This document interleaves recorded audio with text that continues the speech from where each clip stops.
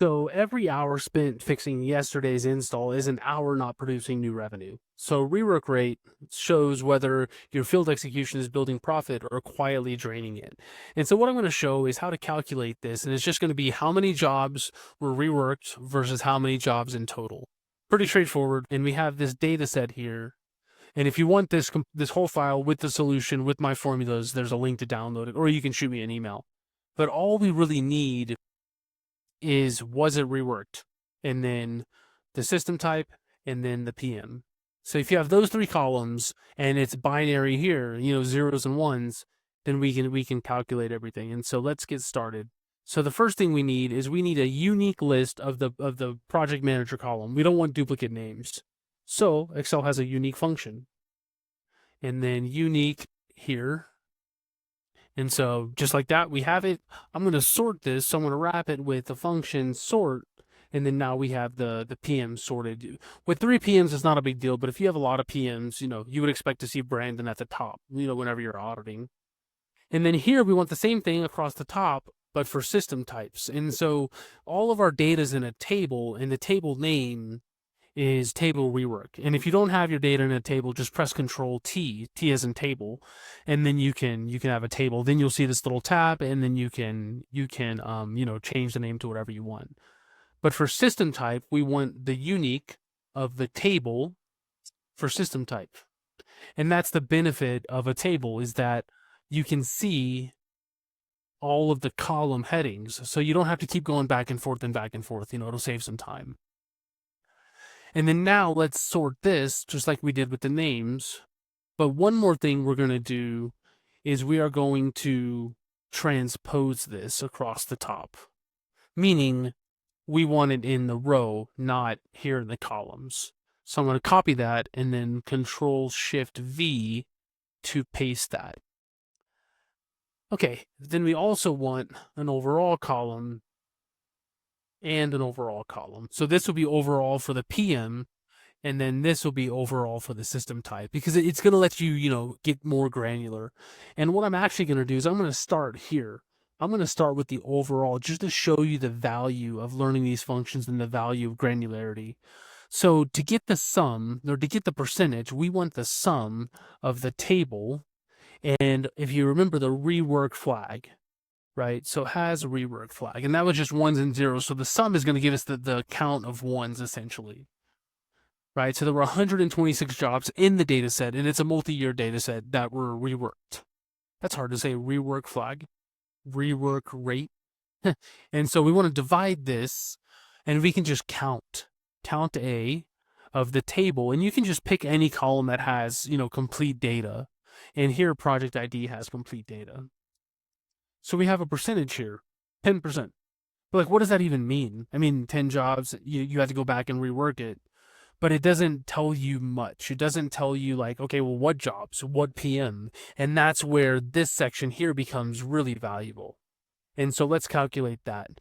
So now we want to count the number of times there's a 1. You can also sum, because again, sum and count will be the same specifically for the number 1.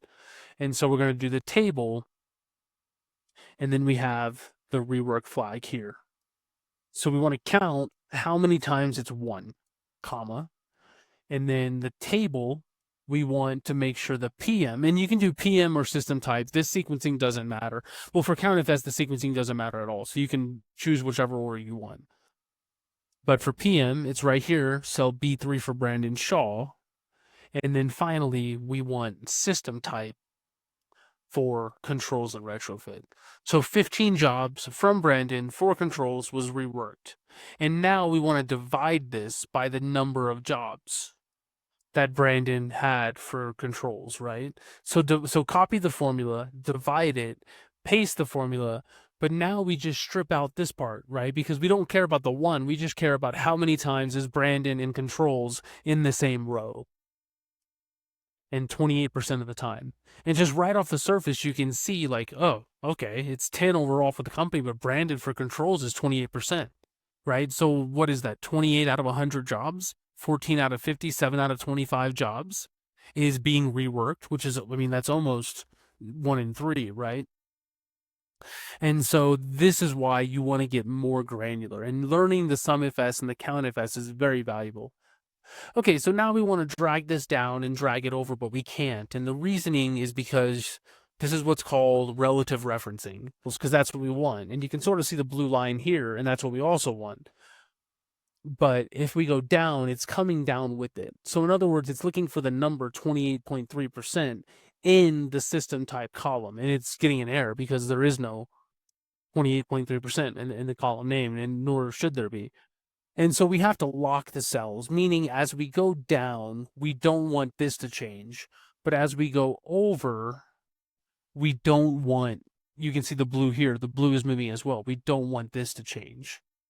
And so we have to lock the row and lock the column. So anywhere you see the column, which it's blue here, but it could be a different color for you. But anywhere you see this in the formula, so cell B3, put a $sign before. Just shift in the number 4. Or you can also cycle through with the F4 key.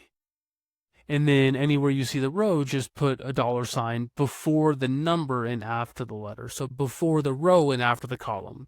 Numbers are rows in Excel and letters are columns, which, as you know. And now you still have to copy and paste it. You can't drag it because tables don't have referencing. It's always relative if you drag. But copy and paste. And now this paints a way different picture, right? So 28, 18, 20, it's like these guys are really bringing up the average, right? So 1 in 5 jobs for rooftop units for Carlos for like commercial are being redone. Like, not good. Okay, so let's just do 2 more things, get the overall here and here.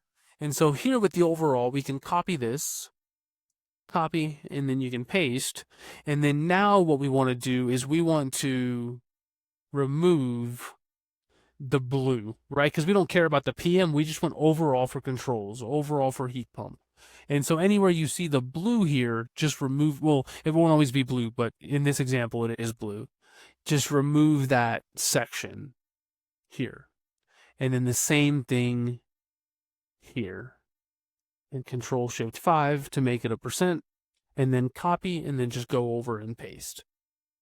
And then for here, I'm trying to copy and paste. You're going to get an error because it's looking for the word overall in the system type, which is not there, but it doesn't matter because we're going to be removing that section because this overall is for Brandon. So just go in and now it's red, but anywhere you're counting for system type, just delete that. Copy and paste. And so this is saying, Luis is doing better. 1 in 12 jobs are getting reworked. For Brandon, it's 1 in 10. For Carlos, it's 1 in 9. Right? So it just paints a way better picture than this 10.1. Same thing here. It's like, geez, like controls in rooftop units have a high rate of rework. I mean, 1 in 16 is 8 out of 50, so 4 out of 25, which is, what is that, almost 1 in 4? No, it's not 1 in 4, 1 in 5 almost. And so anyways, that's how you do it. One last thing I'll show you is how to create a heat map. So say you have a target cell and you want it to be 15%. So just highlight this, hold down Control and highlight this, and you can include the overall average if you want. And then conditional formatting, highlight cells greater than, and then click on the 15. And now you have a dynamic changing cell. Right? So as you change this, everything will update. So that's one way to do it. Another way that could be useful for you is because this 10 is the overall. Let me do this. I'll just paste this here, and then I'll just remove the conditional formatting. Clear rules from selected cells. So now what you can do is you can highlight this, hold down Control and highlight this. Don't highlight the 10.1. Conditional formatting, highlight cells greater than, and now click on the 10.1.